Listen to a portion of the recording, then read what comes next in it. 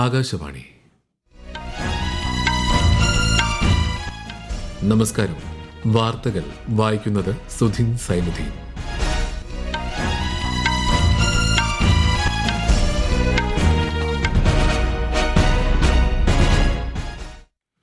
പ്രധാന വാർത്തകൾ. സത്യസന്ധമായ വോട്ടർ പട്ടികയാണ് ജനാധിപത്യത്തിന്റെ അടിത്തറയെന്ന് മുഖ്യ തെരഞ്ഞെടുപ്പ് കമ്മീഷണർ ജ്ഞാനേഷ് കുമാർ. പ്രധാനമന്ത്രി നരേന്ദ്രമോദിയുടെ ഇസ്രായേൽ സന്ദർശനത്തിന് നാളെ തുടക്കം. ഇസ്രായേൽ പാർലമെന്റിനെ പ്രധാനമന്ത്രി അഭിസംബോധന ചെയ്യും. 15ാം കേരള നിയമസഭയുടെ 16ാം സമ്മേളനം പൂർത്തിയാക്കി സഭ അനിശ്ചിതകാലത്തേക്ക് പിരിഞ്ഞു. പ്രതിപക്ഷ പ്രതിഷേധത്താൽ സഭ ഇന്നും പ്രക്ഷുബ്ധം. സംസ്ഥാനത്ത് ലൈഫ് മിഷനിലൂടെ 5 ലക്ഷം വീടുകൾ പൂർത്തീകരിച്ചതിന്റെ ഔദ്യോഗിക പ്രഖ്യാപനം മുഖ്യമന്ത്രി പിണറായി വിജയൻ ഇന്ന് നിർവഹിക്കും. ഭീകരവാദ ഭീഷണികൾ തടയുന്നതിനുള്ള സമഗ്രമായ കാഴ്ചപ്പാട് വിശദീകരിക്കുന്ന പ്രഹാർ നയം പുറത്തിറക്കി കേന്ദ്ര ആഭ്യന്തര മന്ത്രാലയം. രഞ്ജി ട്രോഫി ക്രിക്കറ്റ് ഫൈനലിൽ ജമ്മു കശ്മീർ കർണാടകയെ നേരിടുന്നു. 2020 ക്രിക്കറ്റ് ലോകകപ്പിൽ ഇംഗ്ലണ്ട് ഇന്ന് പാകിസ്ഥാനെ നേരിടും. വാർത്തകൾ വിശദമായി. സത്യസന്ധമായ വോട്ടർ പട്ടികയാണ് ജനാധിപത്യത്തിന്റെ അടിത്തറയെന്ന് മുഖ്യ തെരഞ്ഞെടുപ്പ് കമ്മീഷണർ ജ്ഞാനേഷ് കുമാർ. കേന്ദ്ര തെരഞ്ഞെടുപ്പ് കമ്മീഷൻ ന്യൂഡൽഹിയിൽ സംഘടിപ്പിച്ച സംസ്ഥാന തെരഞ്ഞെടുപ്പ് കമ്മീഷണർമാരുടെ സമ്മേളനത്തെ അഭിസംബോധന ചെയ്യുകയായിരുന്നു അദ്ദേഹം. യോഗ്യതയുള്ള എല്ലാ വോട്ടർമാരെയും വോട്ടർ പട്ടികയിൽ ഉൾപ്പെടുത്തണമെന്നും യോഗ്യതയില്ലാത്ത എല്ലാവരെയും ഒഴിവാക്കണമെന്നും തീവ്ര വോട്ടർ പട്ടിക പരിഷ്കരണത്തെക്കുറിച്ച് പരാമർശിച്ചുകൊണ്ട് അദ്ദേഹം വ്യക്തമാക്കി. വോട്ടർ പട്ടിക സംശുദ്ധമാക്കുന്നതിന് പുറമെ വോട്ടർമാർക്ക് അത് എളുപ്പത്തിൽ ലഭ്യമാകാൻ കഴിയണമെന്നും അദ്ദേഹം പറഞ്ഞു. India has the largest electoral database, more than 90 crore electors. With such a large electoral database, the holding of elections, preparation of electoral rolls becomes one of the most challenging tasks during the Lok Sabha elections. The Election Commission has on its deputation nearly 1.8 crore officers who help us conduct these elections. And the significance of 1.8 crores should also be appreciated and understood not only by all of us, by perhaps the entire world. പ്രധാനമന്ത്രി നരേന്ദ്രമോദിയുടെ 2 ദിവസത്തെ Israel സന്ദർശനത്തിന് നാളെ തുടക്കം. Israel പ്രധാനമന്ത്രി ബെന്യാമിൻ നെതന്യാഹുവുമായി അദ്ദേഹം tell അവീവിൽ കൂടിക്കാഴ്ച നടത്തും. ഇസ്രായേൽ പ്രസിഡന്റ് ഐസക് ഹെർസോഗുമായും പ്രധാനമന്ത്രി ഉഭയകക്ഷി ചർച്ചകൾ നടത്തും. വിശദാംശങ്ങളിലേക്ക്. സന്ദർശനത്തിന്റെ ആദ്യ ദിനത്തിൽ ഇസ്രായേൽ പാർലമെന്റ് നെസറ്റിനെ പ്രധാനമന്ത്രി നരേന്ദ്രമോദി അഭിസംബോധന ചെയ്യും. ഇസ്രായേൽ പാർലമെന്റിനെ അഭിസംബോധന ചെയ്യുന്ന ആദ്യ ഇന്ത്യൻ നേതാവ് കൂടിയായിരിക്കും അദ്ദേഹം.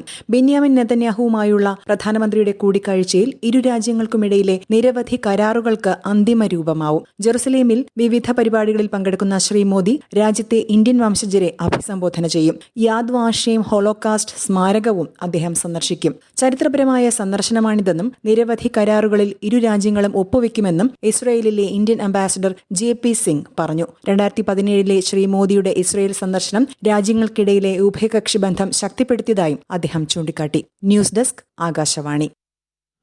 ഭീകരവാദ ഭീഷണികൾ തടയുന്നതിൽ രാജ്യത്തിന്റെ സമഗ്ര കാഴ്ചപ്പാട് വിശദീകരിക്കുന്ന പ്രഹാർ നയം പുറത്തിറക്കി കേന്ദ്ര ആഭ്യന്തര മന്ത്രാലയം. ഭീകരതയ്ക്കെതിരായും ഭീകരതയുടെ ഇരകളുടെ അവകാശങ്ങൾക്ക് വേണ്ടിയും അന്താരാഷ്ട്ര തലത്തിൽ സമവായം ഉണ്ടാക്കുന്നതിനായി ഇന്ത്യ ശക്തമായ നിലപാട് സ്വീകരിക്കുമെന്ന് നയത്തിൽ വ്യക്തമാക്കുന്നു. എല്ലാവിധ ഭീകര പ്രവർത്തനങ്ങളെയും കുറ്റകരമാക്കുകയും തീവ്രവാദികൾക്കും അവരെ സഹായിക്കുന്നവർക്കും പണം, ആയുധങ്ങൾ, സുരക്ഷിത താവളങ്ങൾ എന്നിവ ഒരുക്കുന്നത് തടയുകയും ചെയ്യുക എന്നതാണ് പ്രഹാർ നയത്തിന്റെ കാതൽ. ഭീകരവാദ ആവശ്യങ്ങൾക്കായി ആശയവിനിമയ സാങ്കേതികവിദ്യ ദുരുപയോഗം ചെയ്യുന്നതിനെ നേരിടാൻ അന്താരാഷ്ട്ര സമൂഹവുമായി ചേർന്ന് ഇന്ത്യ ശ്രമങ്ങൾ തുടരുമെന്നും ആഭ്യന്തര മന്ത്രാലയം വ്യക്തമാക്കി. രാഷ്ട്രപതി ദ്രൗപദി മുർമുവിന്റെ 4 ദിവസത്തെ മഹാരാഷ്ട്ര, ഝാർഖണ്ഡ്, രാജസ്ഥാൻ സന്ദർശനം ഇന്ന് ആരംഭിക്കും.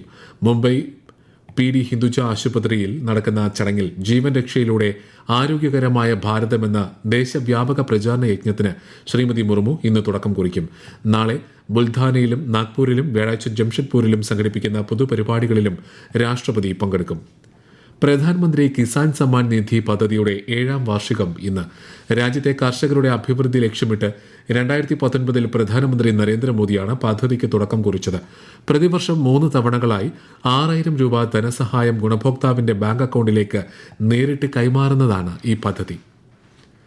നടപ്പ് സാമ്പത്തിക വർഷത്തിലെ 3ാം പാദത്തിൽ രാജ്യത്തിന്റെ സമ്പദ് വ്യവസ്ഥ 8.1% വളർച്ച കൈവരിച്ചതായി State Bank of India report. ആഗോളതലത്തിൽ പ്രതിസന്ധികളുണ്ടായിട്ടും സമ്പദ് വ്യവസ്ഥ ശക്തമായ വളർച്ചാ വേഗത നിലനിർത്തിയിട്ടുണ്ടെന്ന് റിപ്പോർട്ട് സൂചിപ്പിക്കുന്നു. കാർഷികേതര മേഖലകളിലെ മികച്ച പ്രവണതകൾ ഗ്രാമീണ സാമ്പത്തിക ഉപഭോഗം ശക്തമാക്കിയതായും പരാമർശമുണ്ട്. ഈ വാർത്തകൾ ആകാശവാണിയിൽ നിന്ന്. ആകാശവാണി വാർത്തകളും വാർത്താ അധിഷ്ഠിത പരിപാടികളും All India Radio News Thiruvananthapuram YouTube ചാനലിലും @All India Radio News Thiruvananthapuram Facebook പേജിലും AIR ന്യൂസ് _ തിരുവനന്തപുരം ഇൻസ്റ്റഗ്രാം അക്കൌണ്ടിലും @AIR ന്യൂസ് _ TVM X ഹാൻഡിലും ലഭ്യമാണ്. 15ാം കേരള നിയമസഭയുടെ 16ാം സമ്മേളനം പൂർത്തിയാക്കി സഭ അനിശ്ചിതകാലത്തേക്ക് പിരിഞ്ഞു. നിയമസഭാ സമ്മേളനം അവസാനിപ്പിക്കണമെന്നാവശ്യപ്പെട്ട് മുഖ്യമന്ത്രി പിണറായി വിജയൻ അവതരിപ്പിച്ച പ്രമേയം പ്രതിപക്ഷത്തിന്റെ അഭാവത്തിൽ സഭ അംഗീകരിച്ചു. വിശദാംശങ്ങളുമായി ആകാശവാണി ലേഖകൻ സ്മിതി എം പള്ളുരുത്തി. പ്രതീക്ഷിച്ചതുപോലെ തന്നെ ശബരിമല പ്രശ്നത്തിന്റെ പേരിലുള്ള പ്രതിപക്ഷ പ്രതിഷേധമായിരുന്നു ഇന്ന് സഭ സമ്മേളിച്ചപ്പോൾ ഉണ്ടായത്. തുടർന്ന് ഇന്നത്തേക്കും വരും ദിവസങ്ങളിലേക്കും നിശ്ചയിച്ചിരുന്ന നടപടികൾ അതിവേഗത്തിൽ പൂർത്തിയാക്കി 15ാം നിയമസഭയുടെ 16ാം സമ്മേളനം ഇന്ന് അവസാനിപ്പിക്കാനുള്ള ഉപക്ഷേപം മുഖ്യമന്ത്രി പിണറായി വിജയൻ അവതരിപ്പിക്കുകയും ചെയ്തു.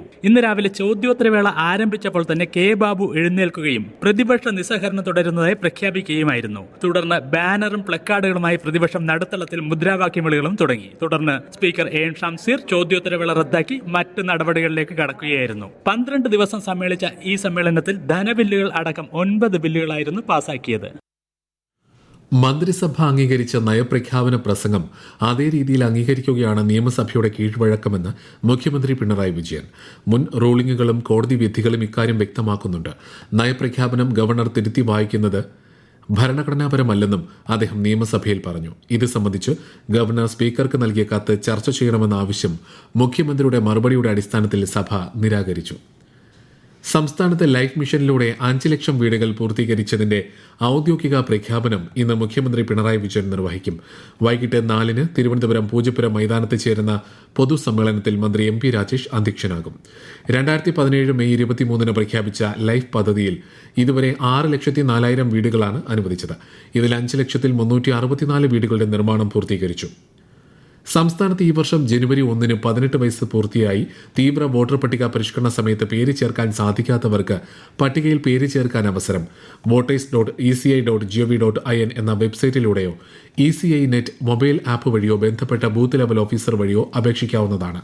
തെരഞ്ഞെടുപ്പിനായി നാമനിർദ്ദേശ പത്രിക സമർപ്പിക്കാനുള്ള അവസാന തീയതി വരെയാണ് വോട്ടർ പട്ടികയിൽ പേര് ചേർക്കാൻ അവസരമുള്ളത്.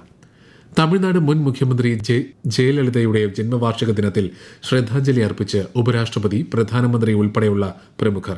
തമിഴ്നാടിന്റെ രാഷ്ട്രീയ സാമൂഹിക രംഗത്ത് മായാത്ത മുദ്ര പതിപ്പിച്ച വ്യക്തിത്വമായിരുന്നു ജയലളിതയെന്ന് ഉപരാഷ്ട്രപതി CP രാധാകൃഷ്ണൻ അനുസ്മരിച്ചു. സ്ത്രീ ശാക്തീകരണത്തിനും സാമൂഹിക നീതിക്കും വികസനത്തിനുമായി പ്രവർത്തിച്ച നേതാവായിരുന്നു ജയലളിതയെന്ന് പ്രധാനമന്ത്രി നരേന്ദ്രമോദി സമൂഹമാധ്യമത്തിൽ കുറിച്ചു. രഞ്ജി ട്രോഫി ക്രിക്കറ്റ് ഫൈനലിൽ ജമ്മു കശ്മീർ മുൻ ജേതാക്കളായ കർണാടകയെ നേരിടുന്നു. കർണാടകയിലെ ഹുബ്ബള്ളിയിലാണ് മത്സരം പുരോഗമിക്കുന്നത്. ടോസ് നേടിയ ജമ്മു കശ്മീരിന്റെ ബാറ്റിംഗ് പുരോഗമിക്കുകയാണ്. ചരിത്രത്തിൽ ആദ്യമായാണ് ജമ്മു കശ്മീർ രഞ്ജി ഫൈനലിൽ കളിക്കുന്നത്. കർണാടകയുടെ 15ാം ഫൈനലാണിത്. ബ്രിസ്ബെയിനിൽ നടക്കുന്ന ഏകദിന വനിതാ ക്രിക്കറ്റ് മത്സരത്തിൽ ഇന്ത്യക്കെതിരെ ഓസ്ട്രേലിയയ്ക്ക് 215 റൺസ് വിജയലക്ഷ്യം. ടോസ് നേടി ബാറ്റിംഗ് തെരഞ്ഞെടുത്ത ഇന്ത്യ 49ാം ഓവറിൽ 214 റൺസിന് പുറത്തായി. 2020 ക്രിക്കറ്റ് ലോകകപ്പിൽ സൂപ്പർ 8 ഗ്രൂപ്പ് 2 മത്സരത്തിൽ ഇംഗ്ലണ്ട് ഇന്ന് പാകിസ്ഥാനെ നേരിടും. ശ്രീലങ്കയിൽ രാത്രി 7-നാണ് മത്സരം. ഇന്നലെ നടന്ന മത്സരത്തിൽ വെസ്റ്റ് ഇൻഡീസ് സിംബാബ്വെയെ 107 റൺസിന് തകർത്തു. ISLൽ ഇന്ന് ഒഡീഷ FC ഇന്റർകാഷിയെ നേരിടും. ഭുവനേശ്വറിലെ കലിംഗ സ്റ്റേഡിയത്തിൽ രാത്രി 7:30-നാണ് മത്സരം. മെക്സിക്കോയിലെ ലഹരി മാഫിയ തലവൻ എൽ മെഞ്ചോയുടെ മരണത്തിന് പിന്നാലെയുണ്ടായ അക്രമ സംഭവങ്ങളിൽ 25 നാഷണൽ ഗാർഡ് അംഗങ്ങൾ കൊല്ലപ്പെട്ടതായി റിപ്പോർട്ട്. 20ഓളം മെക്സിക്കൻ സ്റ്റേറ്റുകളിൽ പ്രക്ഷോഭ സാഹചര്യം തുടരുകയാണ്. പ്രധാന വാർത്തകൾ വീണ്ടും. സത്യസന്ധമായ വോട്ടർ പട്ടികയാണ് ജനാധിപത്യത്തിന്റെ അടിത്തറയെന്ന് മുഖ്യ തെരഞ്ഞെടുപ്പ് കമ്മീഷണർ ജ്ഞാനേഷ് കുമാർ.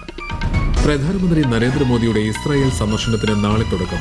ഇസ്രായേൽ പാർലമെന്റിനെ പ്രധാനമന്ത്രി അഭിസംബോധന ചെയ്യും. 15ാം കേരള നിയമസഭയുടെ 16ാം സമ്മേളനം പൂർത്തിയാക്കി സഭ അനിശ്ചിതകാലത്തേക്ക് പിരിഞ്ഞു. പ്രതിപക്ഷ പ്രതിഷേധത്താൽ സഭ ഇന്നും പ്രക്ഷുബ്ധം. സംസ്ഥാനത്ത് ലൈഫ് മിഷനിലൂടെ 5 ലക്ഷം വീടുകൾ പൂർത്തീകരിച്ചതിന്റെ ഔദ്യോഗിക പ്രഖ്യാപനം മുഖ്യമന്ത്രി പിണറായി വിജയൻ ഇന്ന് നിർവഹിക്കും. ഭീകരവാദ ഭീഷണികൾ തടയുന്നതിനുള്ള സമഗ്രമായ കാഴ്ചപ്പാട് വിശദീകരിക്കുന്ന പ്രഹാർ നയം പുറത്തിറക്കി കേന്ദ്ര ആഭ്യന്തര മന്ത്രാലയം. രഞ്ജി ട്രോഫി ക്രിക്കറ്റ് ഫൈനലിൽ ജമ്മു കശ്മീർ കർണാടകയെ നേരിടുന്നു. 2020 ക്രിക്കറ്റ് ലോകകപ്പിൽ ഇംഗ്ലണ്ട് ഇന്ന് പാകിസ്ഥാനെ നേരിടും. വാർത്തകൾ കഴിഞ്ഞു. അടുത്ത വാർത്താ പ്രക്ഷേപണം വൈകിട്ട് 3 മണിക്ക്.